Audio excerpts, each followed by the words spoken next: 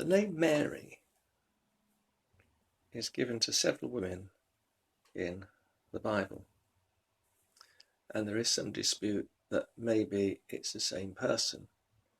So we have to be careful when deciding on how many Marys there actually are in the word. But let's not be too concerned with that at the moment. Let's look at what the name Mary means.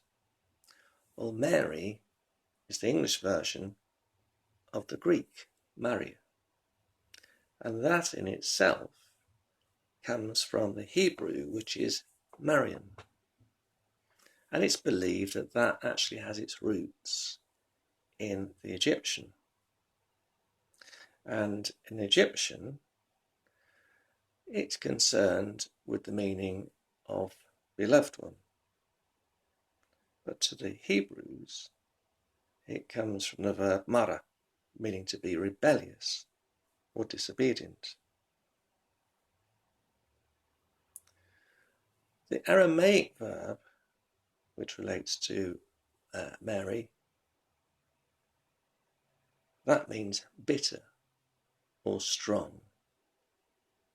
And I think that's interesting from an inner viewpoint, that a fairly simple, ordinary name, Mary, has various elements which immediately has a meaning for us on a spiritual level. Now, as I mentioned before, there are a number of Marys within the Bible.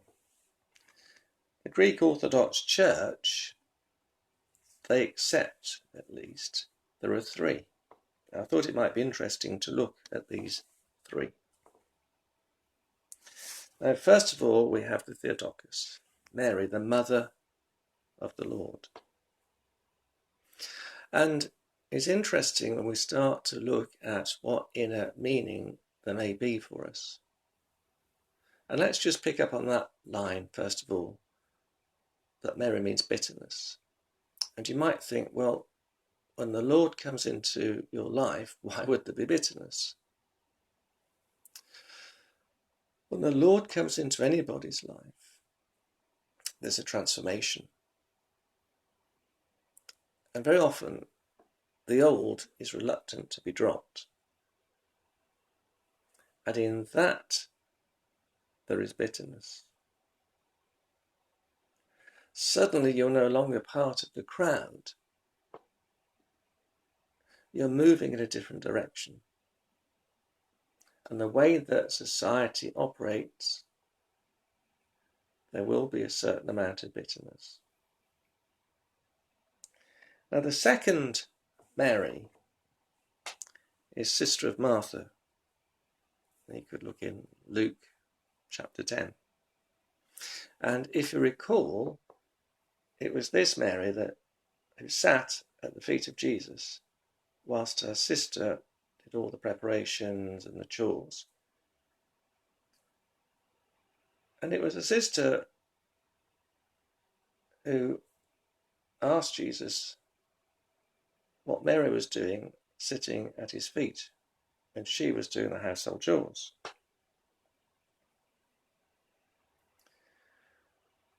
But what Jesus said was that it was far more important for her to sit there to listen to his discourse, his teaching.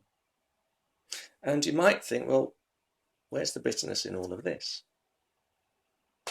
The thing is, if we're going to start taking time out to study the word and to start to change our life, we have to really find the time to do that. And that means we have to give up things in order to create the space where we can start to allow the Lord to work in our life. And therefore, if we start to give things up, maybe again we'll be reluctant to give things up. The third Mary is Mary of Magdalene.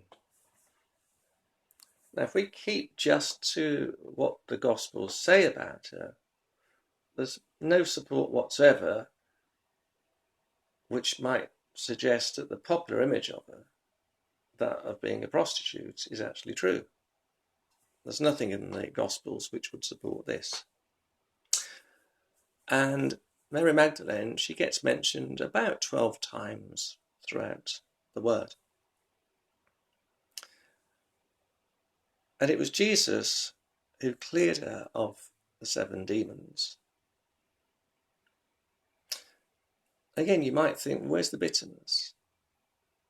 Well, I think once again, what it shows is that when we start to approach the path of repentance, reformation, and regeneration,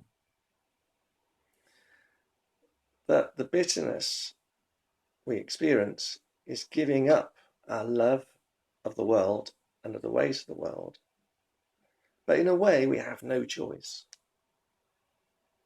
Because once you start to understand the Word and you start to discover that illumination,